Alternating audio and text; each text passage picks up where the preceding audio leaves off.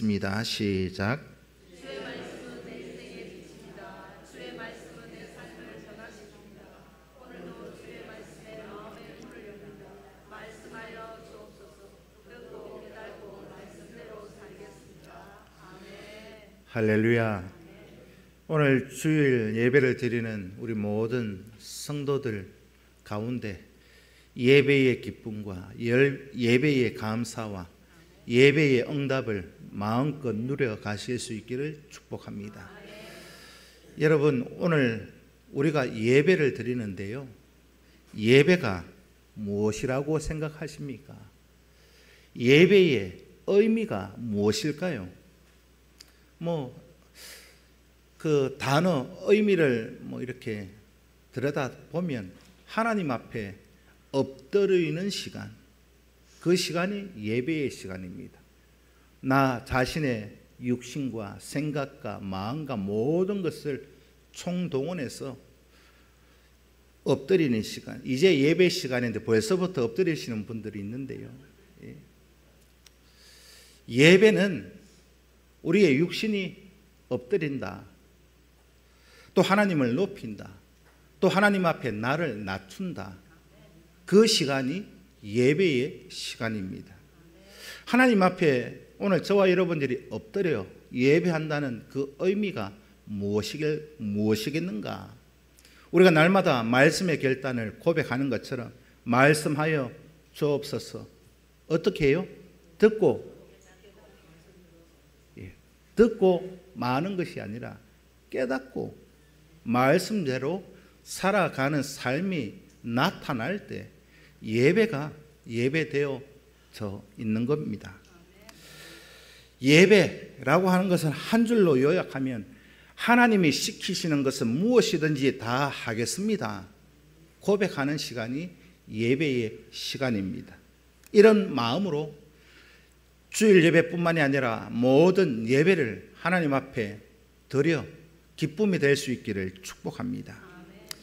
오늘 본문의 내용은 가르쳐 지키게 하라, 그런 내용입니다. 가르쳐 지키는 것을 흔히 우리는 그 말을 교육이라고 말을 합니다. 가르쳐 지키게 하는 것. 우리가 교육을 받는다 그렇게 표현하잖아요. 교육이 이루어지는 그 장소를 보면 교육이 학교 교실에서 이루어질 수도 있고, 길을 갈 때 이루어질 수도 있고, 식탁에서 이루어질 수도 있고, 또 교육은 여러 시간에 여러 장소에서 다양하게 이루어지는 겁니다.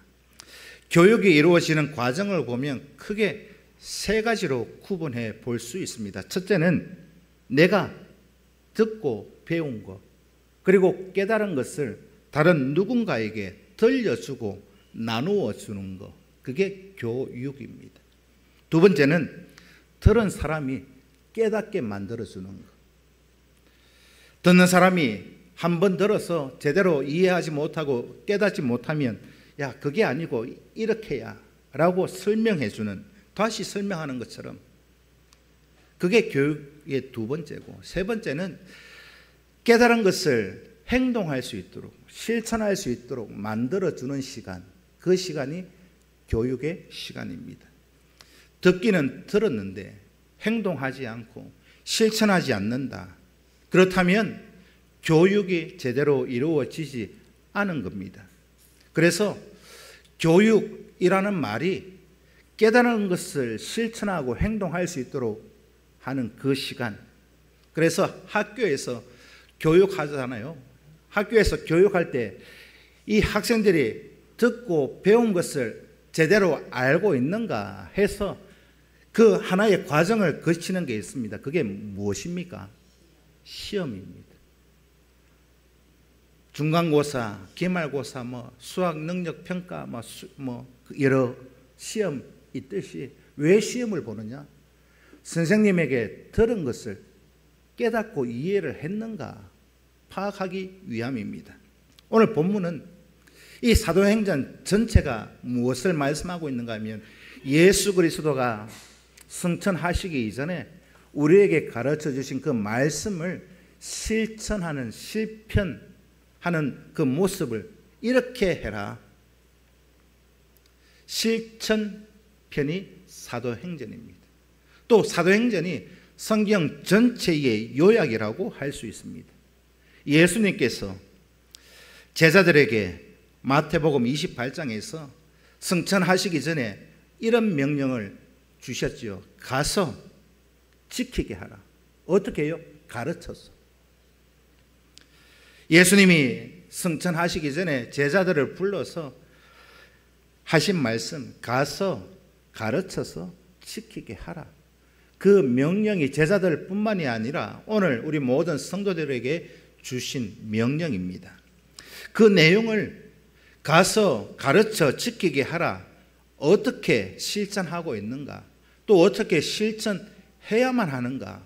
그것을 사도행전에서 세밀하게 기록해 놓았습니다.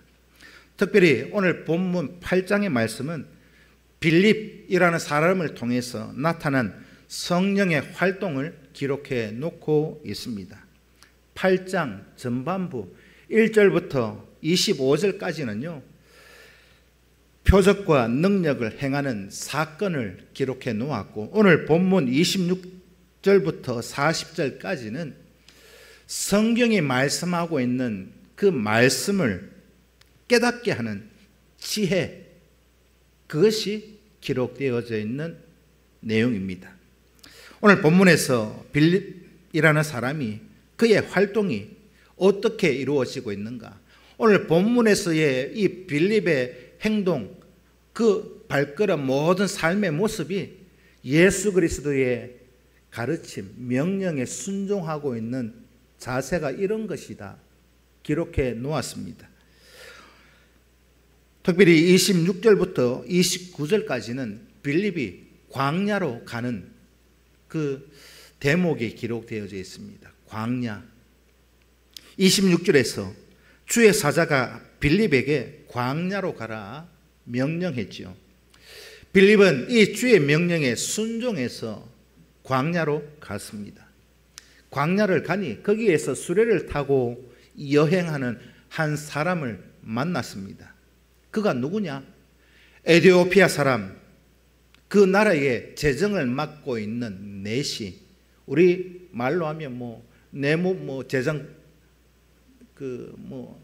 부총리 정도 될 거예요. 경제부총리 정도가 되는 그 사람이 오늘 본문에 기록되어져 있습니다.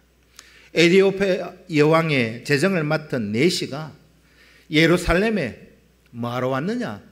예배하러 왔다가 자기 나라로 돌아가는 길이었습니다. 주님께서 이 에티오피아 여왕의 재정을 맡은 이 내시에게 빌립을 보낸 이유가 무엇일까요? 에티오피아를 떠나서 이곳까지 예배하러 왔다가 이제 돌아가는 그 내시에게 빌립이 거기 가 있는 이유가 뭐냐?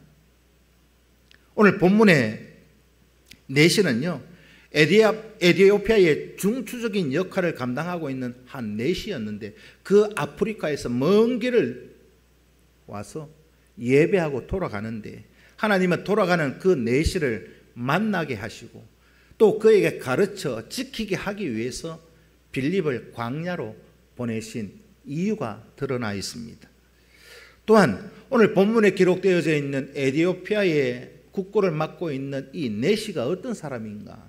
한 나라의 재정을 맡고 있으니까 요즘 말로 하면 권세 넘버 3 정도 됩니다. 우리나라로 따지면 대통령 밑에 총리 밑에 경제부총리 정도 되니까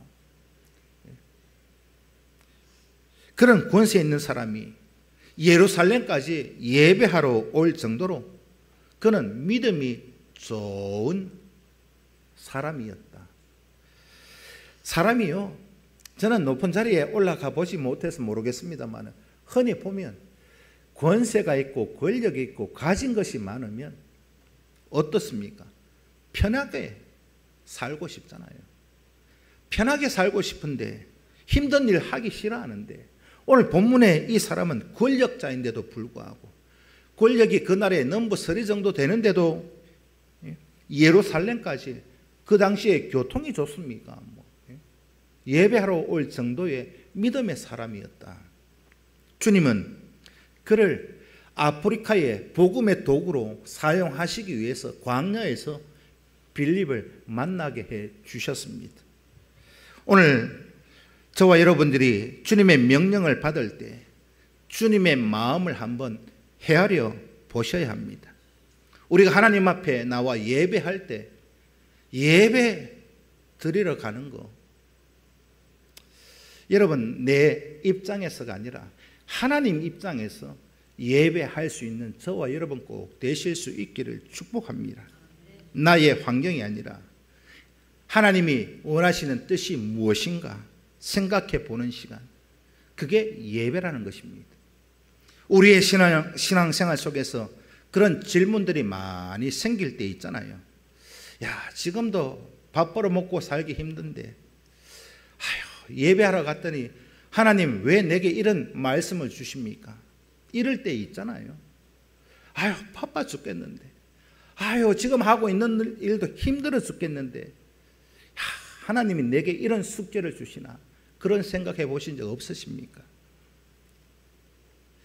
그때 우리가 생각할 것은 내 상황이 힘든데, 내가 이렇게 바쁜데, 이렇게 피곤한데, 그것보다가 하나님 나를 통해서 하나님이 나를 여기에 불러 예배하게끔 하신 그 이유, 그 계획이 무엇일까?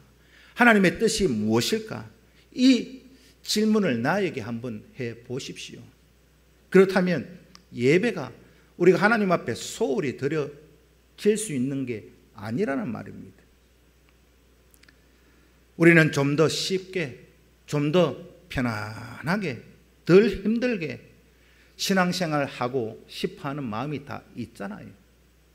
없으십니까? 이왕 신앙생활하는 거 좀 쉽게 하면 좋지 않을까, 그런 생각을 합니다. 그런데 중요한 것은 하나님 앞에서 나의 상황을 생각하는 것이 아니라 하나님이 나를 부르신 그 계획이 무엇일까? 오늘 이 예배 자리에 나를 앉혀놓으신 이유가 무엇일까? 그것을 나 자신에게 질문해 보는 그런 시간이 꼭 되십시오. 그럴 때 우리의 삶이 하나님의 뜻을 이루어가는 그런 삶이 될 줄로 믿습니다. 오늘 본문에 있는 빌립이 만난 이 내시는 에티오피아로 돌아가는 길이었습니다. 돌아가는 길에 수레를 타고 가면서 이 내시가 무엇을 하고 있는가? 수레라고 오늘 기록되어져 있습니다만 이 정도의 높은 권세에 있는 사람이 아마 우리가 생각하는 마차, 말이 끄는 그런 마차를 타고 갔을 거예요. 그런데 그가 돌아가는 길에 예배 다 드렸다 하고 편하게 가고 있는 모습이 아니었습니다. 그가 마차를 타고 수레를 타고 가면서 뭘 했어요? 성경을 읽고 있었습니다. 힘든 여행길에서 예배 드렸으니까 먼 길을 왔으니까 돌아가는 길은 좀 쉬고 싶지 않았을까요? 그런데 이 내시는 돌아가는 그 길에도 쉬지 않고 성경을 읽고 있습니다. 그런데 오늘 본문을 전체적인 문맥을 보면 대충 그냥 성경을 읽고 있는 게 아니었습니다. 굉장히 이 내시는 성경을 읽으면서 고민하면서 생각하면서 그렇게 성경을 읽고 있습니다. 이것 또한 오늘 본문의 내시가 우리에게 가르쳐 또 본으로 보여주고 있는 예시로 열정이라는 것을 우리에게 말씀하고 있습니다. 아프리카, 에티오피아, 거기서 예루살렘까지 예배하러 오는 거, 그것도 쉽지 않은 일인데 대단한 믿음의 열정이잖아요. 광야길을 가면서도 돌아가는 길에 성경을 읽고 있는 거, 우리가 본받아야 될 대목입니다. 오늘 이 대목에서 진정한 예배자의 모습이 무엇인가를 발견하셔야 합니다. 예배, 정해진 한두 시간 하나님 앞에 예배했다, 드렸다, 그것으로 끝나는 것이 아니라는 겁니다. 내시는 자기 고향으로 돌아가면서도 말씀을 묵상하고 생각하고 고민하면서 돌아가고 있는 그 모습을 봅니다. 이 모습을 보면서 우리는 오늘 주일 예배를 드리면서 하나님 앞에 예배 드렸다로 끝나는 것이 아니라 그 예배가 우리의 삶에 연결되어 있어야 한다는 겁니다. 예배 따로 생활 따로 그거 있을 수 없습니다. 우리가 하나님 앞에 정한 시간 1시간 오늘 이 주일 예배를 드렸다 손 치더라도 나의 삶이 예배와 전혀 상관이 없다면 그 예배는 안 드린 것보다 못합니다. 그냥 시간을 까먹은 거. 예배는 삶으로 연결되어집니다. 삶으로 연결되어 가는 예배가 진정한 예배, 그리고 하나님 앞에 내가 예배 드렸다, 그렇게 말할 수 있는 겁니다. 그래서 예배라고 하는 것은요, 여러분 예배 시간 졸리기도 하고 1시간 1시간 10분 그래 놓고 우리가 하나님 앞에 예배 드렸다 자신 있게 말할 수 있어요? 예배 시간에 딴 생각하다가 아유 내 할 거 다 했다. 근데 하나님 보시기에는 어떠할까요? 예배, 우리는 예배와 삶의 모습이 하나가 되어져야 합니다. 연결되어져 있어야 한다는 겁니다. 예배의 삶을 하나로 연결시키기 위해서 우리는 어떻게 무엇을 노력하고 있는가? 혹 여러분들 목사로서 궁금한 걸 말씀을 드리면, 여러분들이 오늘 예배 드리고 집에 돌아가셔서 오늘 성경 본문에 대해서 부부간에, 부모 자식 간에, 형제 간에, 야 오늘 이 말씀 주셨는데 우리가 이 말씀 그거 한번 얘기를 나누어 보신 적 있는가 궁금합니다. 야 오늘 설교 시간에 이런 말씀을 주셨는데 내가 이 말씀대로 살 수 있을까, 그런 고민이라도 한번 해보셨는가 하는 겁니다. 그런 시간이 없다면 오늘 저와 여러분, 오늘 이 시간 이후로부터는 그런 예배의 삶의 모습이 연결되어 가실 수 있기를 축복합니다. 사도행전 17장 11절 12절 말씀을 읽습니다. 시작.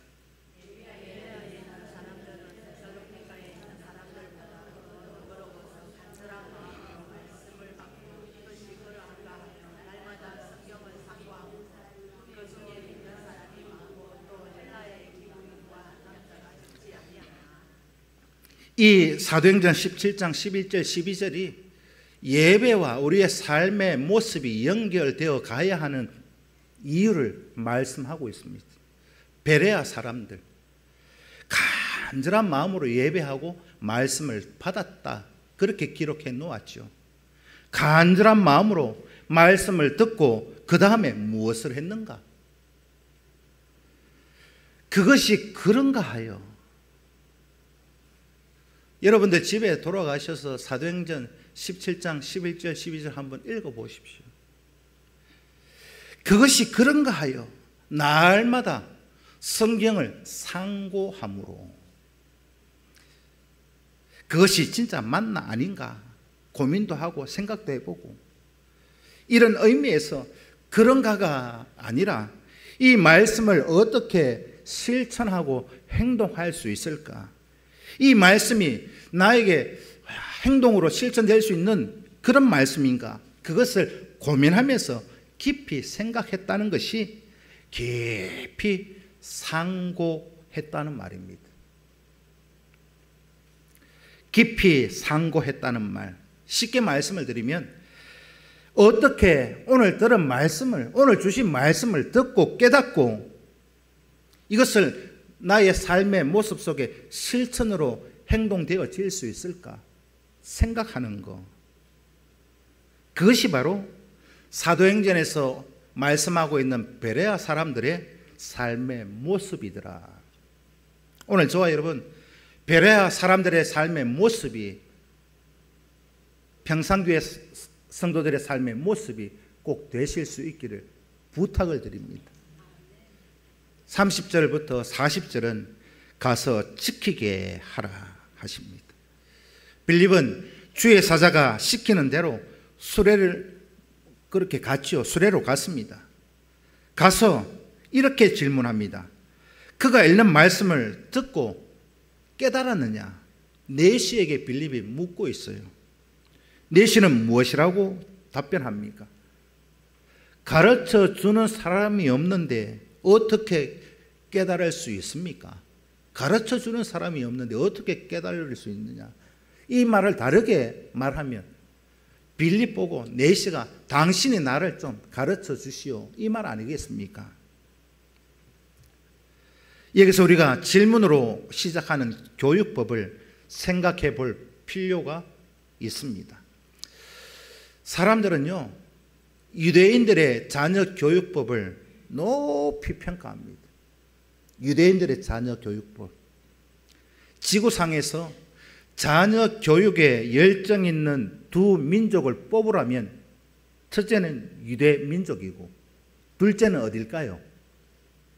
어디라고 생각하십니까? 한국 사람입니다. 자녀 교육에 열정 있는 두 민족. 어느 누구도 야, 당신이 2등 해 하면 서러울 정도로 유대인들과 한국 엄마 아빠들의 이 자녀 교육의 열정이라는 것은요, 우리가 두말하면 잔소리지 않겠습니까? 유대인들의 자녀 교육법이 우리나라에서도 굉장히 부모들에게 인기가 있습니다. 한국 부모들이 자녀 교육에 관심이 조금이라도 있다면 유대인들의 자녀 교육법 이런 책을 아마도 한두 권은 다 읽어 보았을 것입니다. 그런 유대인들의 자녀 교육법 이런 책들을 여러 권 읽어 보면 단골로 인용되어져 있는 통계가 있어요. 딱 한 책에만 있는 게 아니라 유대인들의 자녀 교육법 여러 책을 이렇게 보니까 거기에 꼭 들어가는 통계가 있더라는 것이요. 그게 뭐냐?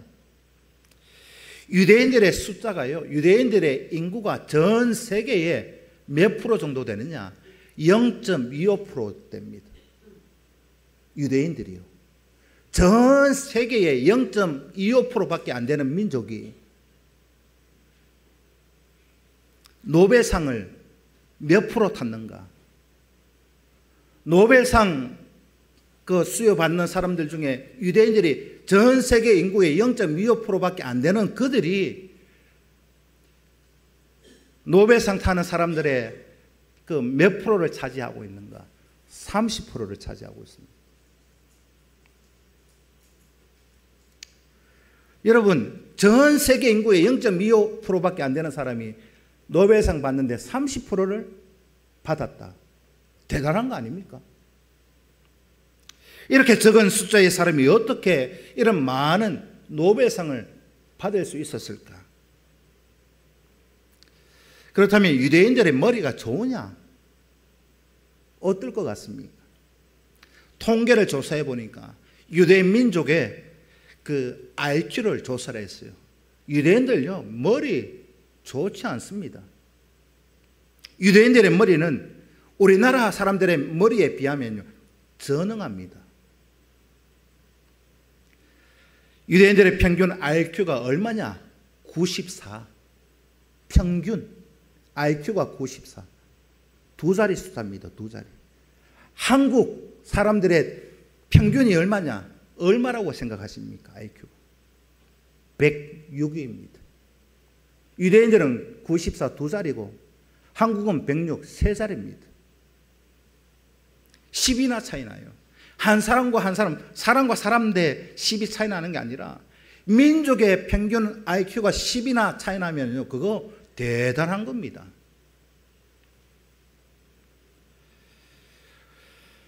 우리는 머리가 굉장히 좋은 민족 중에 손꼽혀요. 기쁘지 않습니까? 한국 사람들요, 머리 좋아요. 그런데 머리가 나쁜 유대인들은 그렇게 30%나 노벨상을 받는데 한국 사람은 왜 노벨상을 못 받느냐? 교육학자들, 교육학 관련한 그 교수들이 연구한 그 연구를 보면은요, 그 이유가 뭘까? 첫째가 교육의 문제라는 겁니다. 교육. 사람들이 그렇게 생각하고 지금 한국 교육을 바꾸어야 된다. 그런 논문이 굉장히 많이 나옵니다. 많은 사람들, 이 유대인들의 교육 핵심을 그들이, 교육학자들이 어떻게 이렇게 정리를 했는가 두 가지로 정리하는데, 첫째는 유대인들의 교육의 첫 번째 중요한 것은 가정교육입니다. 가정교육. 유대인들에게서 이 가정교육, 이것은 어디서부터 시작하는가? 성경에서부터, 신명기에서부터 토라를 펴놔놓고 자녀를 무릎에 앉혀놓고 공부시켜요. 교육시켜요. 그걸 성경적으로 우리는 쇠마 교육이라고 합니다. 또 하나는, 여러분, 이 유대인들의 교육법은 질문으로 시작해서 질문으로 끝나는 교육입니다. 신명기에서 시작하는 그 가정교육이 어떻게 시작하는가 하면 무릎에 앉았어. 토라를 펴놓고 성경을 펴놔놓고 집에 있을 때든지 누워 있을 때든지 길을 갈 때든지 문설주에 미간에 손목에 붙여서 가정교육을 시키는데 어떻게 시키느냐? 질문 형식으로. 자녀들에게 질문을 많이 해요. 우리가 뭐 다르게 이렇게 설명드리면 그런 말씀 들어보셨을 거예요.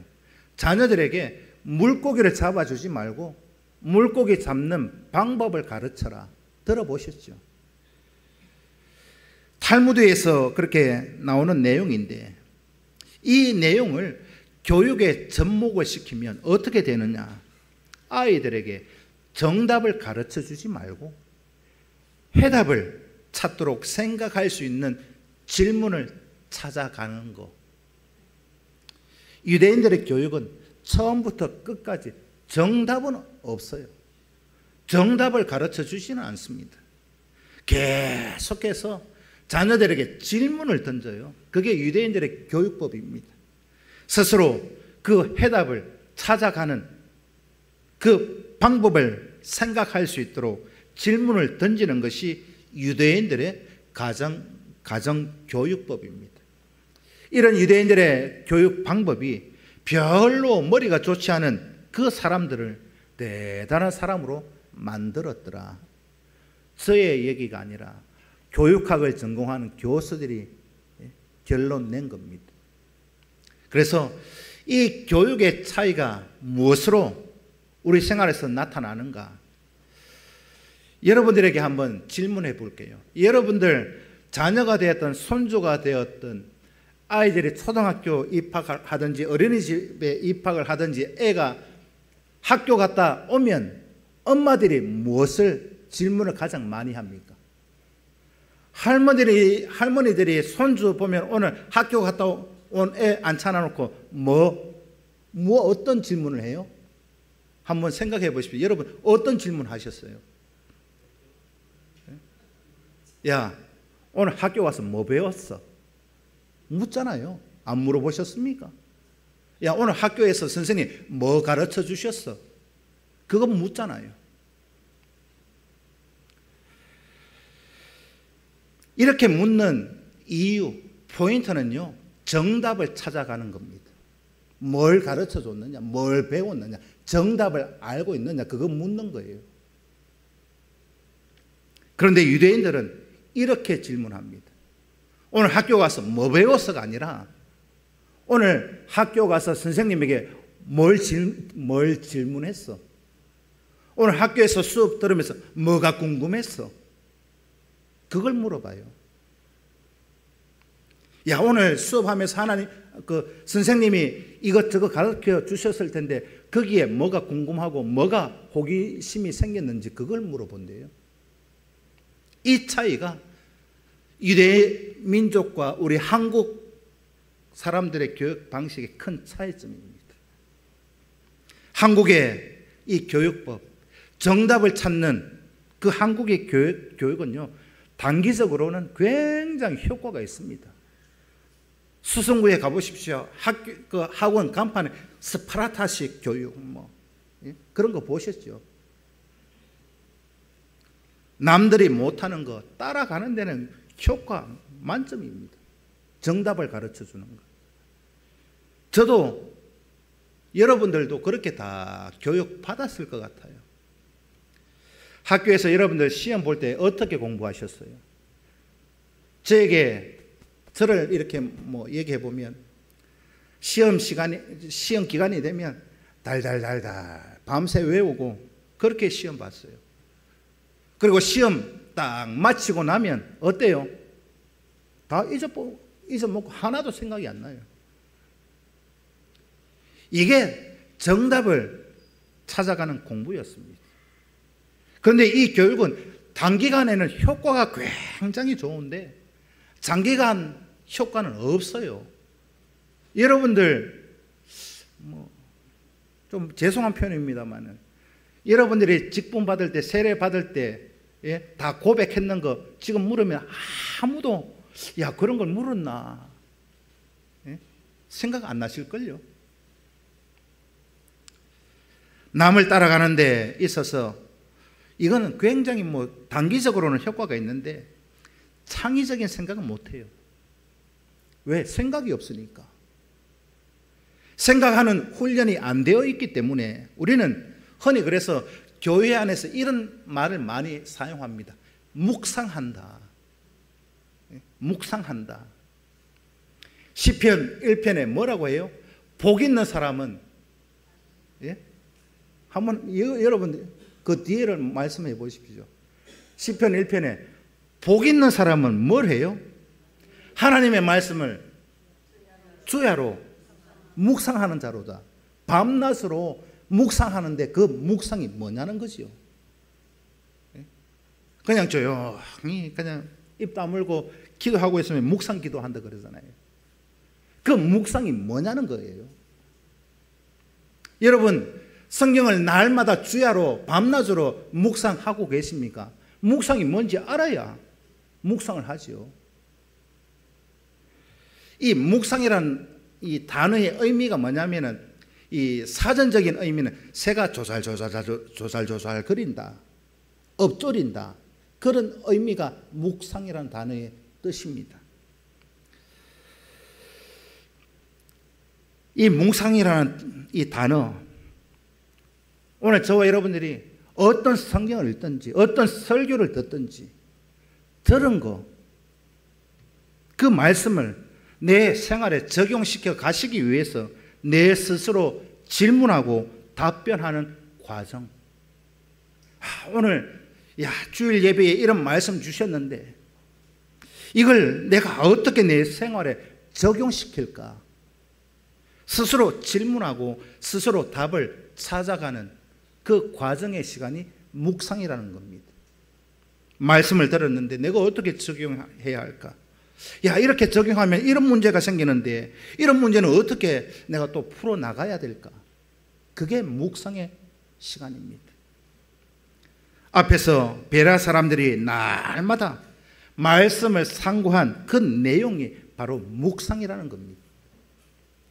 내가 이 말씀을 듣고 나에게 적용시켜 가기 위해서 정리해가는 삶을 찾아가는 그 시간. 이 말씀을 들었는데 그냥 듣고 치우는 것이 아니라 오늘 좋으시는 분들은 뭔 얘기도 모를 거예요. 근데 이 듣고 이 세상 가운데 일주일 동안 살아가는데 이 말씀을 내가 어떻게 적용을 시켜갈까 고민하는 시간, 생각하는 시간. 오늘 빌립이 왔을 때 4시가 읽고 있었던 그 내용이 어떤 성경이라고 되어 있습니까? 이사야 성경을 4시가 읽고 있었어요. 오늘 본문 32절 33절의 이 말씀이 이사야서 53장 7절 8절에 있는 내용을 읽고 또 질문하고 있는 겁니다. 이사야 53장에 보면 무엇이 기록되어져 있느냐? 오실 메시아, 고난의 종으로 오시는 메시아를 예고해 놓은 성경이 이사야 53장입니다. 이사야 53장을 읽고 있던 이 내시가 이렇게 질문합니다. 이 이사야 53장에 고난의 종으로 온다는데 이 고난의 종으로 오는 그 사람이 누구냐? 빌립에게 질문하고 있습니다. 여러분, 질문은 한다는 것은 무슨 의미가 있을까요? 우리가 학교에서 혹 교회에서 모르겠습니다. 여러분들 어떤 수업을 듣든지 뭘 하든지 마지막 마칠 시간쯤 되면 앞에서 가르치는 분이 한 멘트 하잖아요. 뭐예요? 우리가 재직회 할 때도 제가 멘트해요. 그게 뭡니까? 질문이 있습니까? 묻잖아요. 학교에서 선생님들이 꼭 물어요. 오늘 수업한 거 질문 있는 사람 손 들어보세요. 우리 재직회 할 때도 질문 있는 사람 손 들어보세요. 그러면 여러분들 어떻게 하셨어요? 학교에서, 교회에서.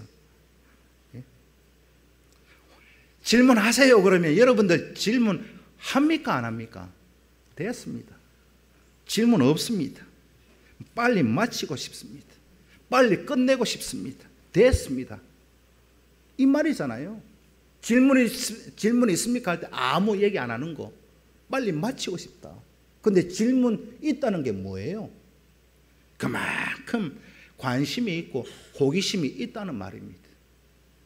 그래서 지금 내시가 이사야 53장을 읽으면서 고민하고 자기가 이해가 안 되는 부분을 이 빌립에게 물어보고 있어요. 질문하고 있습니다.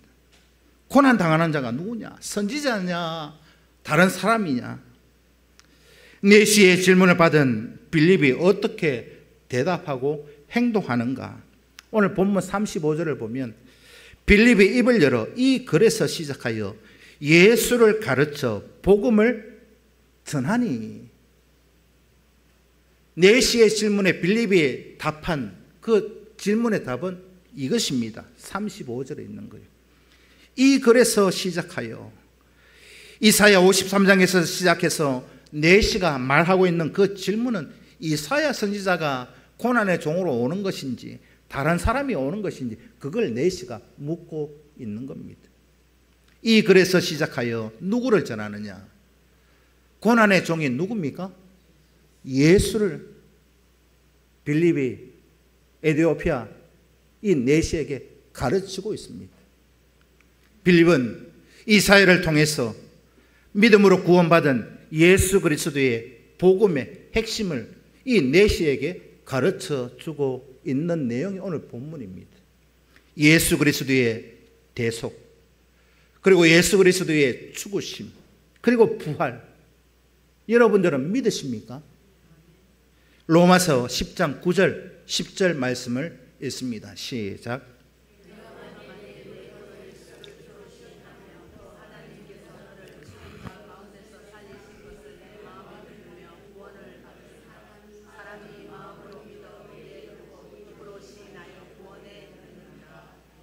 믿으십니까? 누구든지 예수를 구주로 믿고 고백하면 죄 사함 받고 구원 받을 줄 믿습니다. 이것이 빌립이 내시에게 전한 복음이었고 이것이 사도행전이 오늘 우리에게 말씀하고 있는 복음이고 이것이 성경 전체가 우리에게 가르쳐 주고 계시는 복음이라는 것입니다. 믿음의 과정, 오늘 우리가 믿게 되는 그 과정, 우리가 예수쟁이가 되게 된 과정, 오늘 이 시간 평산교회에 모여서 예배 드릴 수 있는 그 과정, 성경은 이렇게 말씀하고 있습니다. 로마서 10장 17절 말씀을 읽습니다. 시작.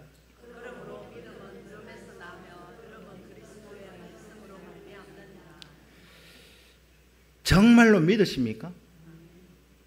믿음은 뭐에서 들어요? 무엇에서 나와요? 말씀을 들음으로. 말씀을 들음으로. 여러분, 믿음 들어야 되는 겁니다. 들어야 믿음이 생기는 겁니다.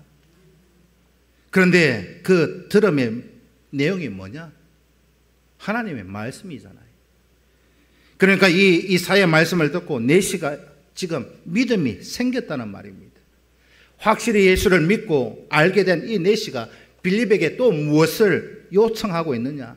예수의 이름으로 뭘 달라고요? 세례를 달라 합니다. 세례 받고 싶다. 빌립, 당신이 나에게 세례를 좀 주었으면 좋겠다. 그렇게 요청하고 있습니다. 사도행전 8장 36절 말씀을 읽습니다. 시작.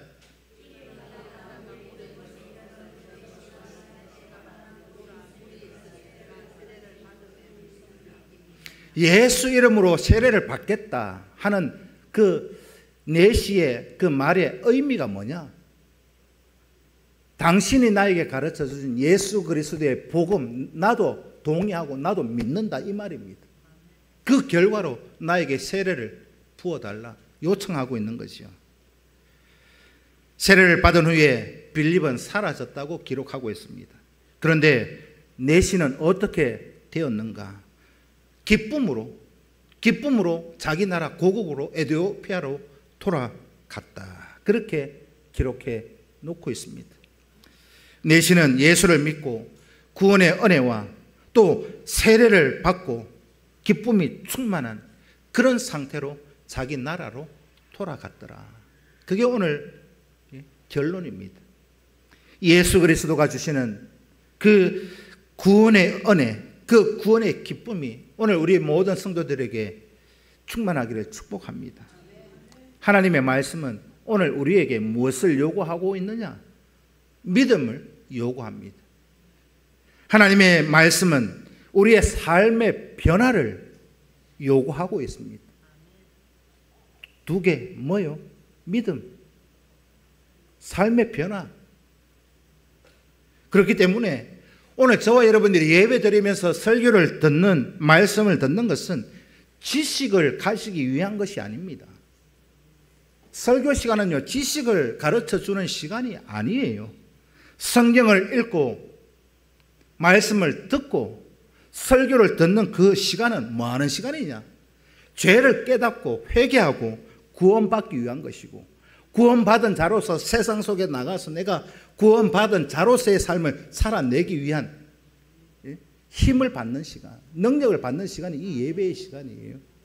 그런데 우리가 이 설교를, 이 예배를 그냥 하찮게 대수롭지 않게 여길 수 있습니까? 여러분, 설교 시간은요, 여러분들의 귀를, 육신의 귀를 듣기 좋게, 여러분들의 귀를 즐겁게 하기 위한 시간이 아닙니다. 설교는요, 뭐라고요? 나의 잘못을 깨닫고 회개하기 위해서 설교 듣는 거예요. 설교 듣는 시간, 다르게 예를 들어서 말씀을 드리면 이해하고 들으십시오. 이 설교의 시간은요, 성령의 수술대에 누워있는 시간입니다. 예? 어디에요? 성령의 수술대에 누워있는 시간이 설교 시간이다 이 말입니다. 그래서 설교가 여러분 감상이 될 수 없습니다. 저도 영화 보러 가거나 오페라나 음악회 가면 가서 좋을 수 있어요. 저도 많이 졸아요. 영화 보러 가면 뭔 영화 했는지 몰라요. 저도 영화 보러 가거나 음악회 가거나 하면 감상하러 갔다가 졸다 나와요.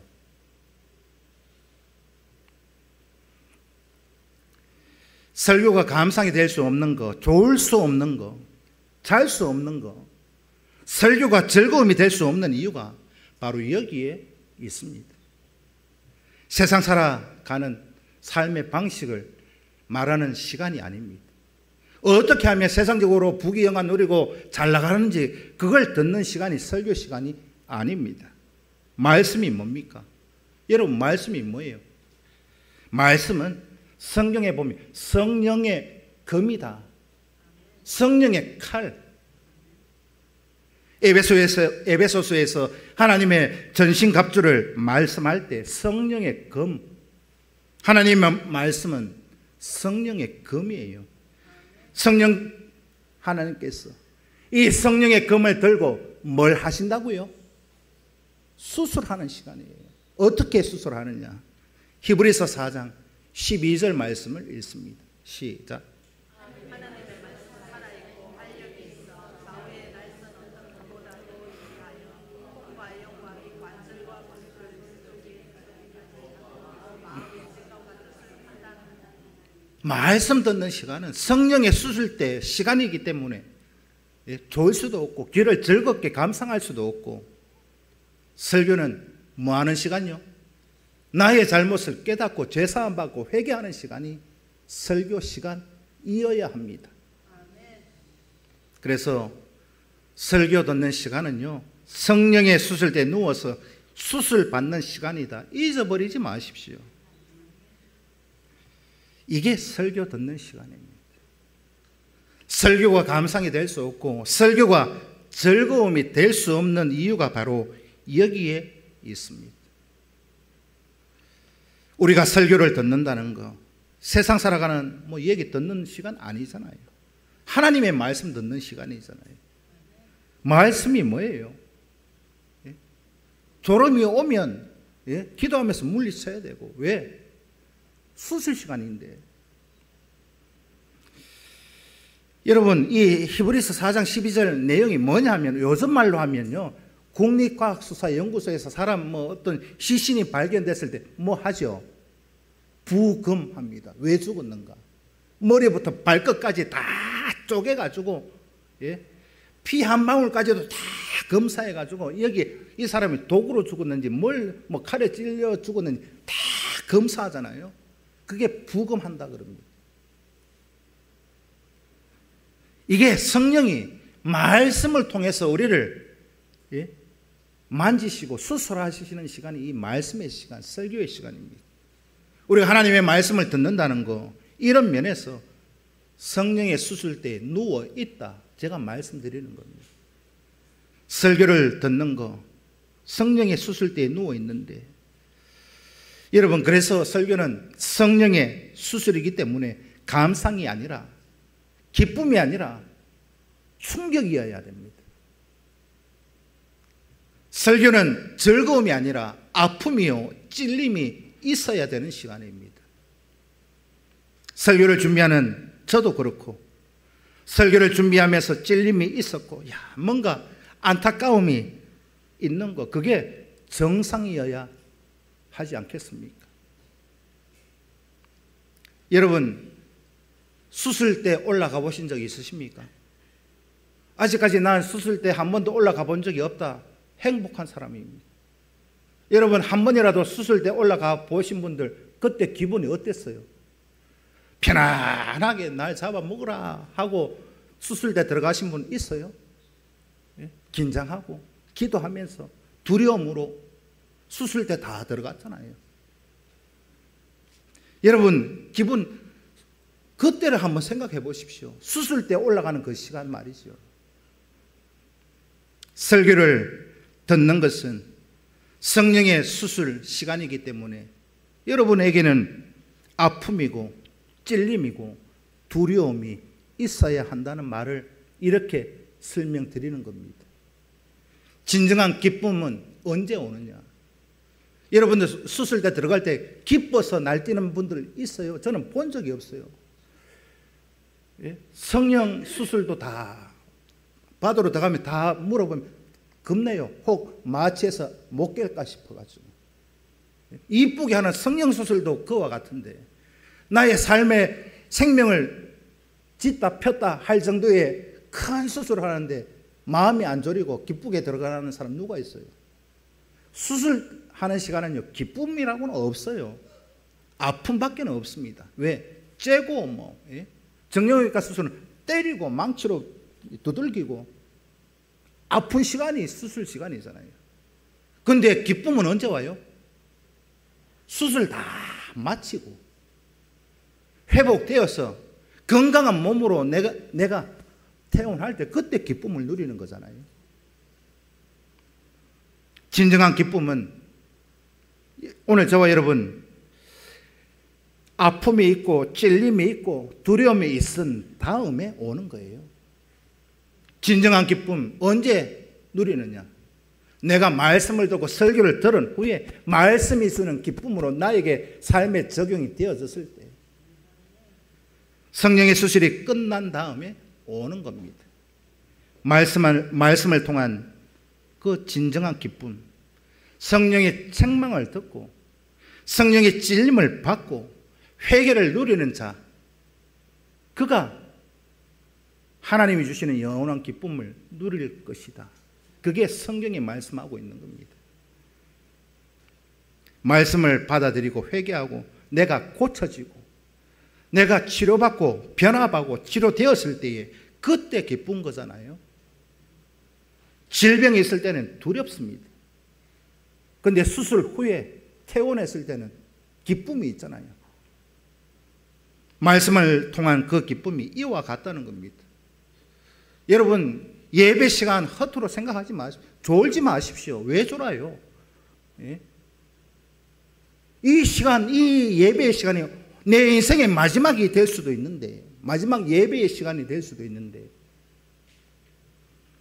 말씀을 통한 하나님의 위로, 평강이, 우리 가운데 기쁨이 꼭 충만해서 우리의 삶에 오늘 본문의 제목처럼 가서 가르쳐 지키게 하는 성도가 될 때, 오늘 저와 여러분 하나님이 주시는 기쁨이 넘쳐날 줄로 믿습니다. 기도드리겠습니다. 살아계신 아버지 하나님 감사합니다.